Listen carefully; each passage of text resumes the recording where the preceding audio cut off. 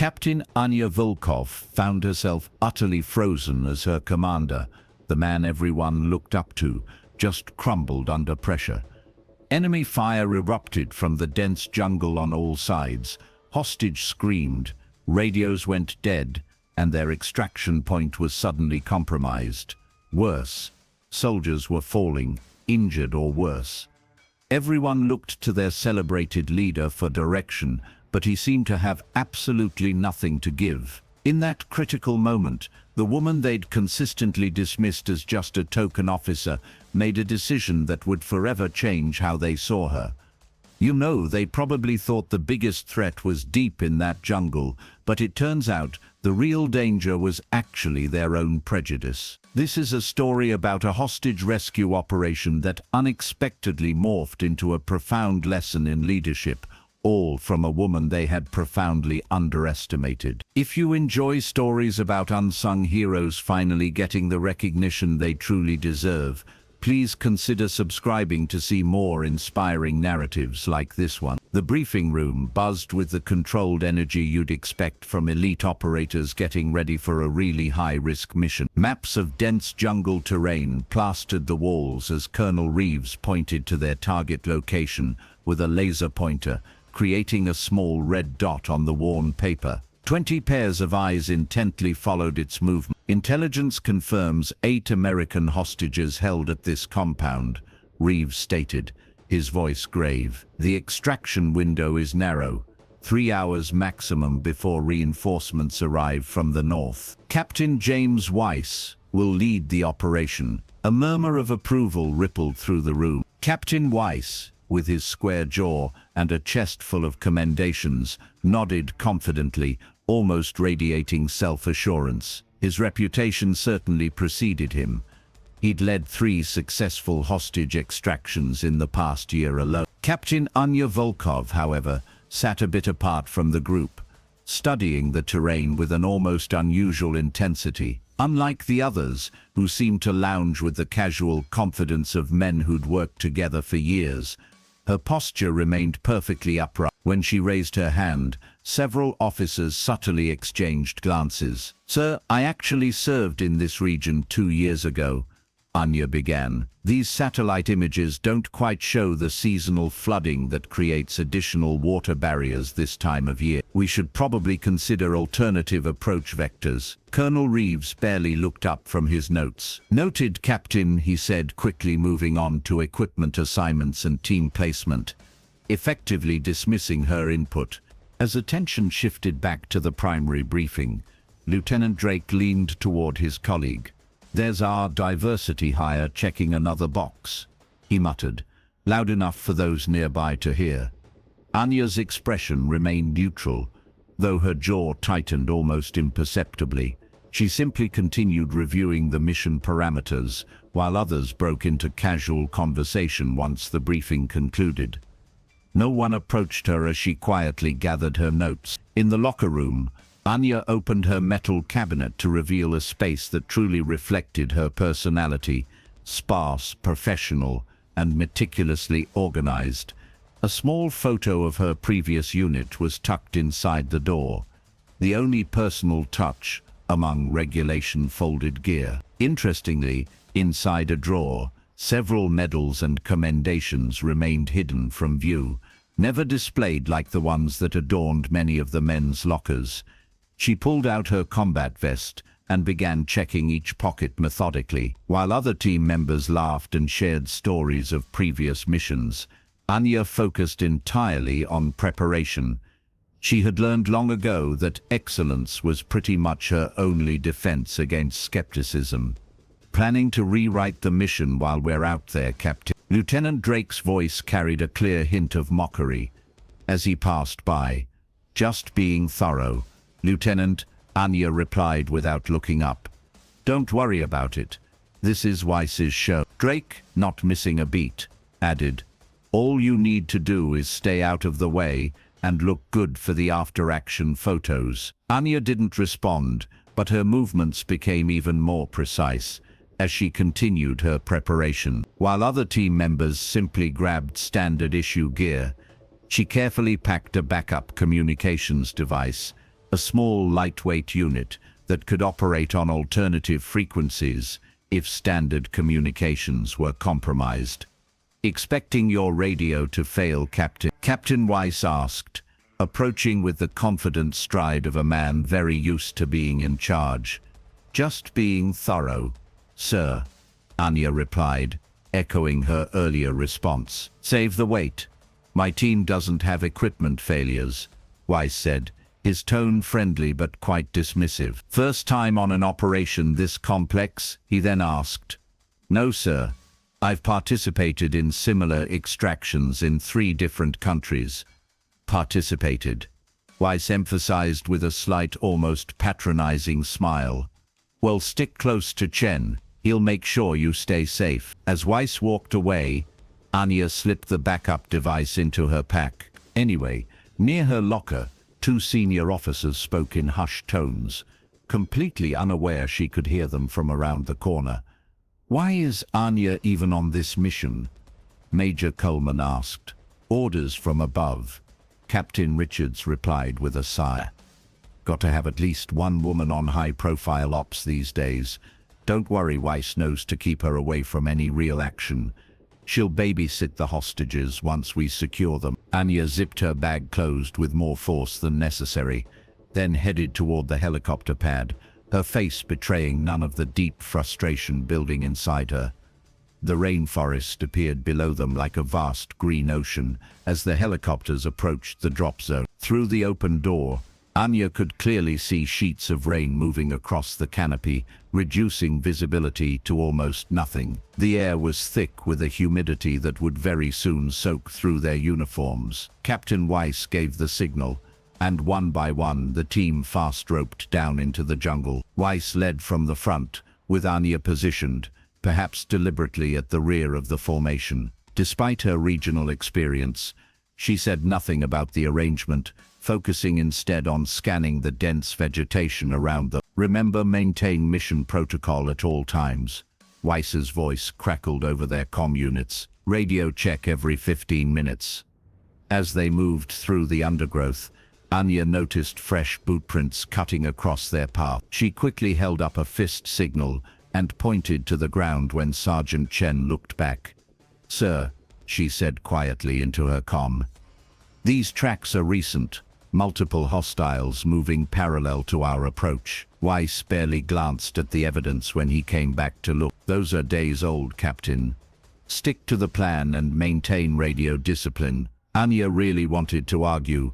The impressions were sharp-edged, unfilled by rain or debris, but she fell back in line. As they pushed deeper into the jungle, more warning signs started to appear. Birds suddenly went silent ahead of them. Broken branches with green, still moist wood indicated hasty movement. The team, however, maintained their original course, but Anya grew increasingly vigilant, her hand never straying far from her weapon. 2 hours into the insertion, they approached a small clearing that offered a glimpse of the sky. Lieutenant Drake checked his GPS. "We're 2 clicks out from the target," he reported. Captain Weiss nodded.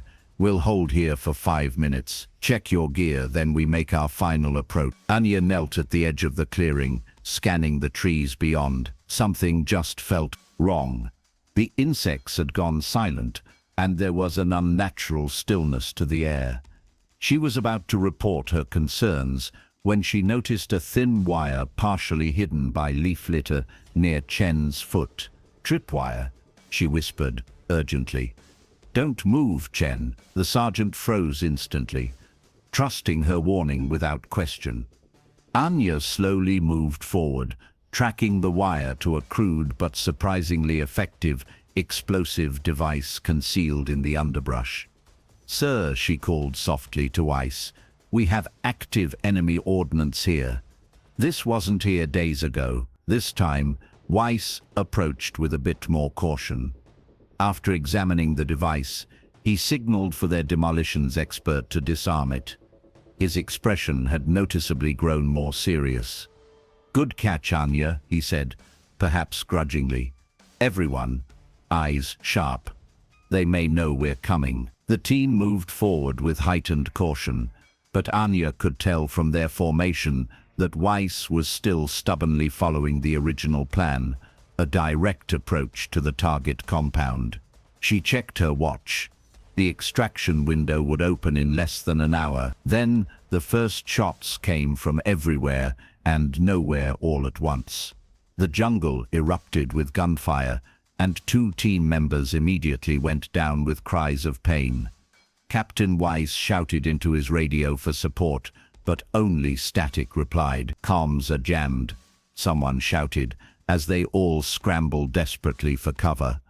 Bullets tore through the foliage around them, sending splinters of wood and shreds of leaves raining down. When they looked to Captain Weiss for orders, they found him staring blankly ahead, his mouth moving, but no commands actually coming out. "Captain, we need orders," Lieutenant Drake shouted, genuine fear replacing his earlier arrogance. Weiss blinked rapidly, seemingly frozen in place, as utter chaos surrounded him. A grenade explosion rocked their position, showering them with dirt and debris. One of the newer team members screamed as shrapnel tore into his leg. "Lalzi is compromised. Hostiles have our extraction point," another soldier called out after checking his GPS coordinates. In the swirling chaos, Anya rapidly assessed the situation. The mission was literally falling apart around them. The hostages were still secured in the compound ahead. Their primary extraction point was under enemy control. Communications with base were completely cut off. 2 soldiers were seriously wounded, with others suffering minor injuries, and their commanding officer was experiencing a total shutdown, a rare but not unheard of response to sudden, overwhelming stress. Around her, the remaining team members were beginning to panic, looking desperately to a leader who simply couldn't function. Without hesitation, Anya moved forward, her decision made. Someone needed to take command, or they would all die here in this jungle, along with the hostages they had come to save. "Move the wounded behind that ridge," Anya ordered, her voice cutting through the chaos with unexpected, almost startling authority. "Drake, take 2 men and secure our west flank. Chen, get the hostages into that depression and establish covering fire to the south." Lieutenant Drake hesitated, looking from Anya to the still frozen Captain Weiss. "Who put you in charge?" he challenged. "Just do what she says," interrupted Sergeant Chen, who had clearly witnessed Anya's immediate grasp of the situation. "Move now." The urgency in Chen's voice finally broke through Drake's resistance. He nodded and signaled to 2 nearby soldiers, who immediately followed him toward the western perimeter. Chen, meanwhile, moved toward the hostage compound, his weapon at the ready. Anya knelt beside Captain Weiss, whose eyes had taken on that familiar 1,000-yard stare. "Sir," she said firmly, "I'm assuming tactical command until you're operational. Acknowledge if you understand." Weiss's eyes focused briefly on her face, and he gave a slight nod before looking away again. It was enough for Anya. She wasn't dealing with a physical injury, just a temporary psychological shutdown. She'd seen it before. She moved to the center of their makeshift perimeter and pulled out her backup communications device, the very one Captain Weiss had mocked her for carrying. While bullets continued to strike nearby trees, she quickly entered a series of codes known only to those who had studied the most classified extraction protocols. "This is Tango 3 Delta.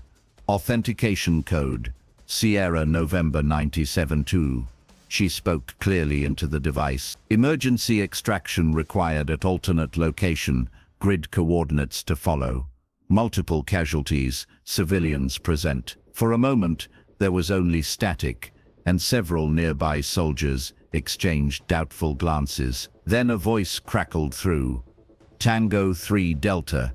This is Echo Base. Authentication confirmed. Standing by for coordinates." Relief washed over Anya's face for just a moment before her professional mask returned. She relayed a series of numbers representing a clearing she had noted during their approach. It was far enough from their current position to avoid the enemy concentration, but close enough that they might actually reach it before enemy forces could reposition. Copy coordinates.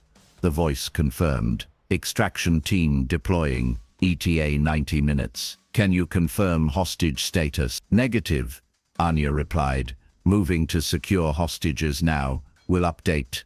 She turned to find several team members staring at her with a new dawning respect. How did you get through when our primary comms are jammed? Asked Specialist Rodriguez. Different frequency range and encryption, Anya replied, already moving toward the hostage compound. They're blocking standard military channels, but this is a diplomatic frequency with different characteristics. She gestured to 3 soldiers. Mason, Rodriguez, Williams, with me. We're securing the hostages. The rest of you establish and hold the perimeter. We have 90 minutes to reach the new extraction point. The small team moved toward the compound with practiced efficiency. When they reached the simple wooden structure, Anya signaled for a breach. Williams placed a small charge on the lock, while the others took position. The door blew open with a sharp crack, and they rushed inside to find 8 terrified civilians huddled against the far wall. United States military, Anya announced clearly. We're getting you out. While Rodriguez and Williams secured the room, Anya approached the hostages. Is everyone able to move under their own power? She asked. A middle-aged man, who appeared to be their informal leader, nodded. Yes, but they've been bringing guards every hour to check on us. They're due back any minute. Then we move now, Anya decided. Single file, stay low, follow my team. As if to punctuate her words, gunfire erupted outside with renewed intensity. Anya's radio crackled to life. Captain, they're pushing hard from the north, Drake reported, his earlier skepticism finally replaced by urgent professionalism. We need to move. Coming out with all hostages, Anya replied. Prepare to fall back according to the plan. She turned to the civilians. When we move, keep your heads down and do exactly as we say. No matter what happens, keep moving toward our soldiers. The next 10 minutes were a blur of controlled chaos. As they emerged from the building, enemy fire intensified dramatically. Anya positioned herself at the very rear of the hostage group, physically shielding them with her body. As they rushed toward the waiting soldiers at the perimeter, enemy forces approaching from multiple directions, Chen reported, as they reached relative safety behind a fallen tree. They're trying to surround us. Anya pulled out a map. We need to reach this extraction point in 7. The terrain suggests this route offers the best cover, but we'll need to cross this clearing. That's suicide, Drake said, but noticeably without the dismissive tone he'd used earlier. We've got wounded men and civilians. It's our only option, Anya replied. We split into 3 groups. I'll lead the first group across to establish a position on the far side. Chen, you bring the second group with the hostages. Drake, your team provides covering fire and brings up the rear with the wounded. That puts you in the most exposed position. Chen observed quietly. I know the terrain best, Anya said simply.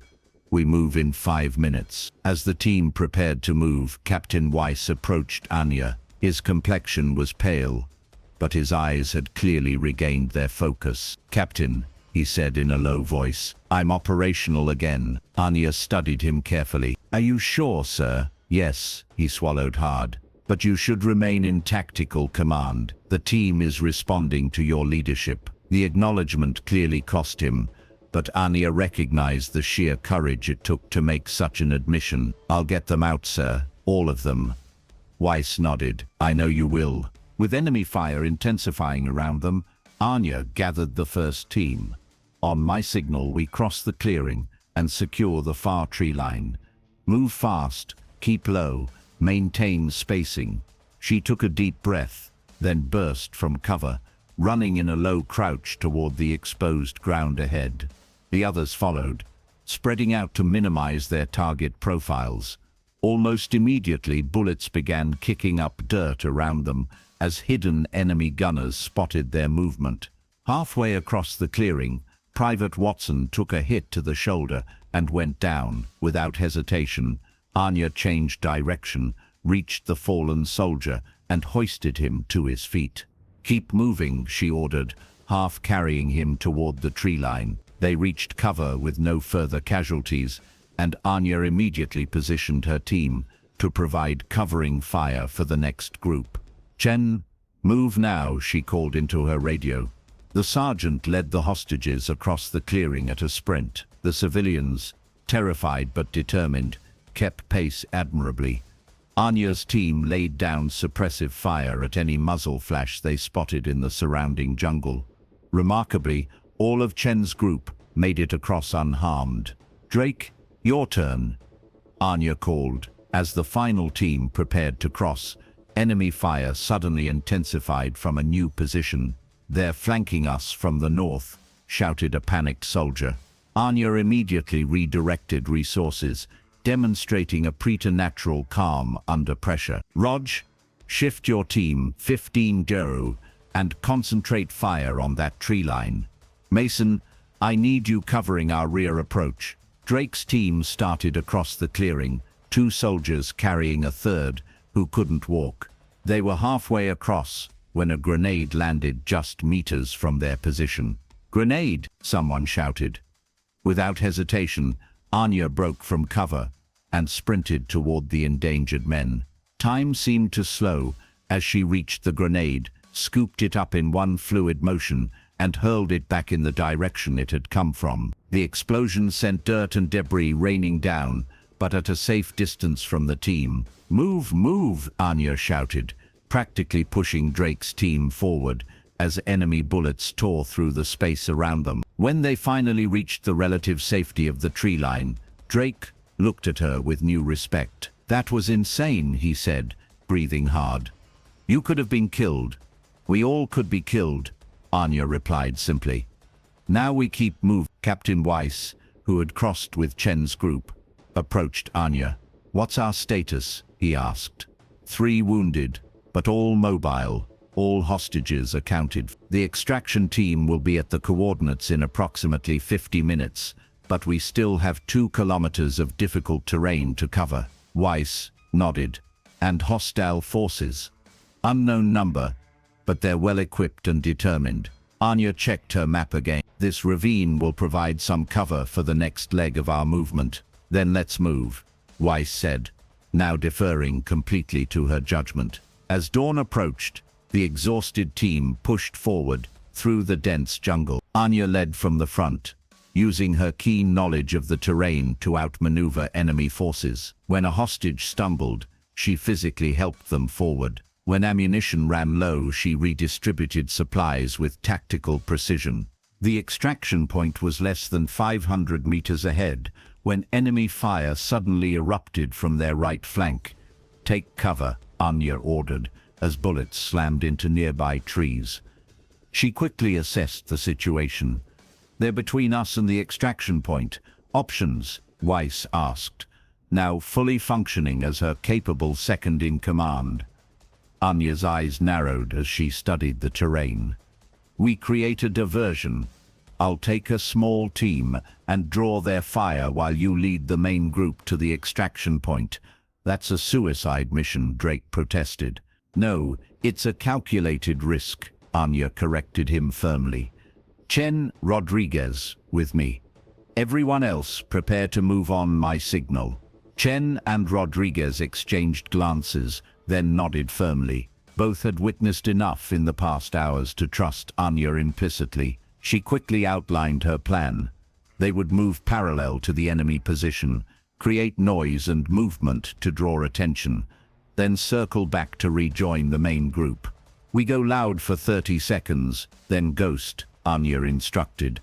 "Make them think we're a larger force trying to flank them." Weiss gripped her shoulder. "We'll be ready to move the moment they shift focus." Anya checked her watch. "Extraction in 18 minutes.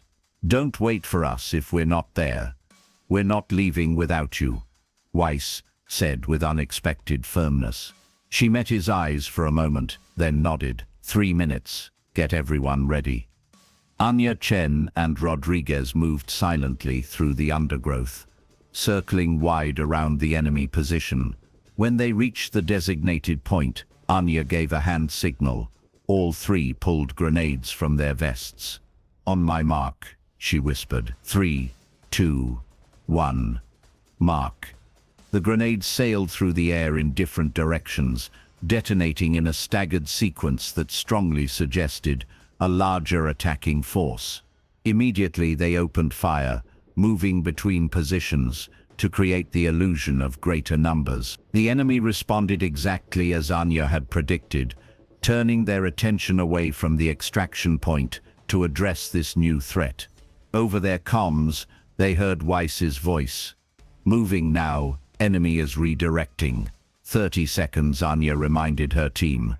"Then we disengage." When the time elapsed, they melted back into the jungle, using the noise of their own diversion to cover their withdrawal.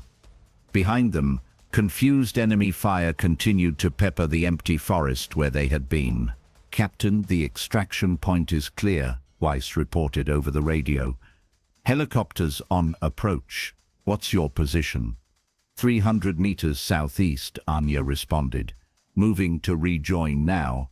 They increased their pace, acutely aware that the enemy would soon realize they'd been duped. As they approached the extraction clearing, the distinctive sound of helicopter rotors filled the air. 2 Blackhawks descended through the morning mist, their doors open and gunners scanning the tree line. There, Rodriguez pointed to where Weiss was waving from the edge of the clearing. The three of them sprinted the final distance as the first helicopter touched down. Hostages were already being loaded aboard, with wounded soldiers given priority.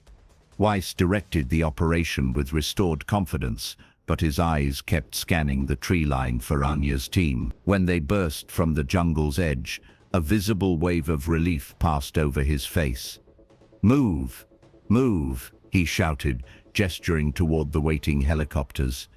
As they crossed the clearing, enemy fire erupted again from the forest behind them.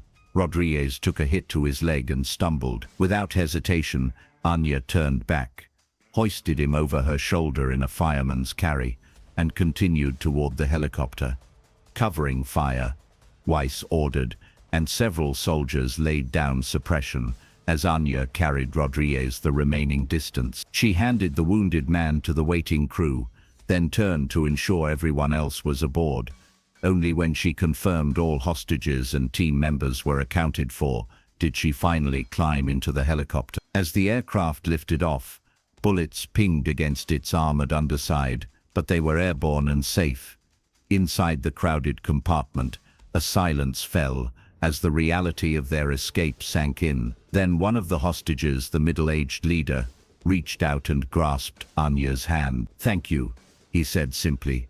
"You saved our lives." Anya nodded, her professional mask still in place, but those who looked closely could see the emotion in her eyes. Captain Weiss made his way through the packed helicopter and sat beside her. "I owe you an apology," he said, his voice barely audible over the rotor noise.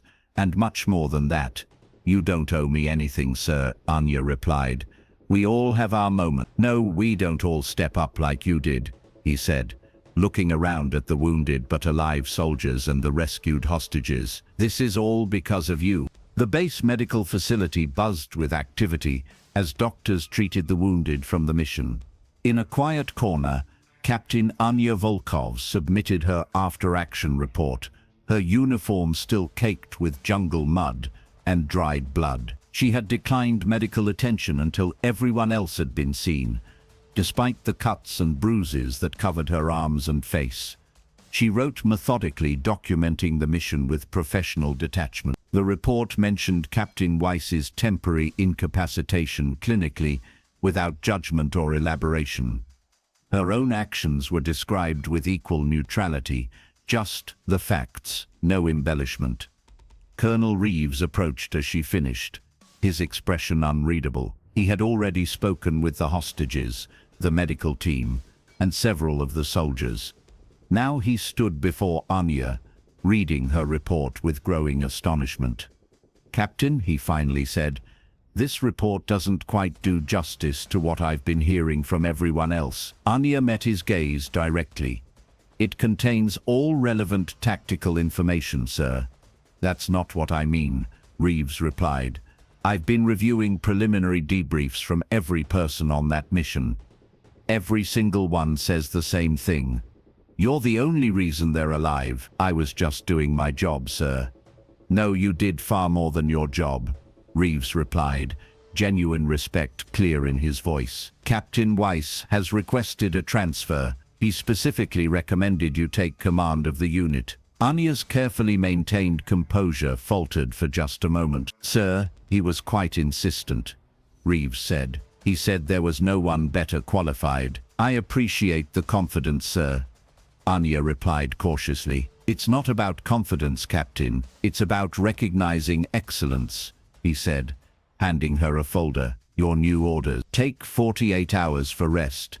Then report to me for a full briefing on your first mission as unit commander. Anya accepted the folder wordlessly, too stunned to form an adequate response. Dismissed, Captain, Reeves said with a slight smile, and well done. 3 days later, Anya entered the mess hall, and conversations gradually fell silent. She felt the weight of dozens of eyes upon her, perhaps expecting the familiar discomfort that came with unwanted attention. Instead, Captain Weiss, his arm in a sling from a wound sustained during the extraction, slowly stood and offered a silent, respectful salute. One by one, other soldiers followed suit, not out of obligation but seemingly out of genuine respect. As Anya took her seat, she overheard a newly arrived lieutenant ask his companion, "Is that the token woman officer I heard about?" The response came immediately from multiple voices. "That's Captain Volkov. Show some respect." Lieutenant Drake, sporting a bandage across his forehead, added with surprising firmness, "She's the reason we're all sitting here instead of rotting in that jungle. Remember that." Anya ate her meal quietly, uncomfortable with the attention but recognizing the significant shift it represented. When she finished and stood to leave, Lieutenant Drake approached her table. "Captain," he said, visibly struggling to find the right words, "I wanted to say that I was wrong about you. Dead wrong. And I'm grateful that you didn't hold it against us when it mattered." "We're a team, Lieutenant," Anya replied simply. "That's all that matters." 6 months later, Anya led her own planning session for a new mission. The same briefing room that had once felt so unwelcoming now had a totally different energy with her at the head of the table. Her team included several women who had specifically requested transfers to serve under her command, alongside men who had witnessed her leadership firsthand. "Intelligence confirms 23 hostages held in this facility," Anya explained, pointing to a satellite image. "But our information suggests the structure may be booby-trapped." "What's our approach?" asked one of the newer team members. "We'll insert here 5 kilometers from the target," Anya replied. "Lieutenant Drake's team will establish our communications relay on this ridge, while Chen leads reconnaissance from the east. We'll maintain triple redundancy on all communications." Her focus remained keenly on preparation and contingency. The very things that had once earned her dismissal now brought her respect. When she finished outlining the operation, her team dispersed to prepare with an efficiency that truly reflected their confidence in her leadership. Colonel Reeves entered with several visiting military officials. As the room cleared, "Captain Volkov," he called. "The moment of your time." She approached the group, standing at attention. "Gentlemen, this is Captain Volkov," Reeves said to the visitors. "One of our finest commanders." The introduction contained no qualifiers, no explanations, just a simple, direct acknowledgement of her abilities. The officials nodded respectfully, having already heard about the legendary jungle extraction. After the briefing, a young female lieutenant approached her in the corridor. "Captain, may I ask you something?" Anya nodded. "Of course, Lieutenant. How did you deal with being seen as a token for so long? Didn't it make you angry?" Anya considered the question carefully. So many possible answers crossed her mind. The frustration, the extra hours of preparation, the constant need to prove herself. But none of that truly mattered anymore. "I never saw myself that way," she finally answered. "I only saw what I could contribute." Eventually they saw it too. The lieutenant nodded thoughtfully. "Thank you, ma'am." As Anya walked away, she passed a wall of photographs displaying the unit's commanders through the years. Her picture had recently been added, the first woman among them. But someday, she knew, not the last. She didn't pause to look at it. The acknowledgement that mattered most wasn't on that wall, but in the eyes of the soldiers who trusted her with their lives. Captain Anya Volkov had never needed to be called anything other than what she truly was.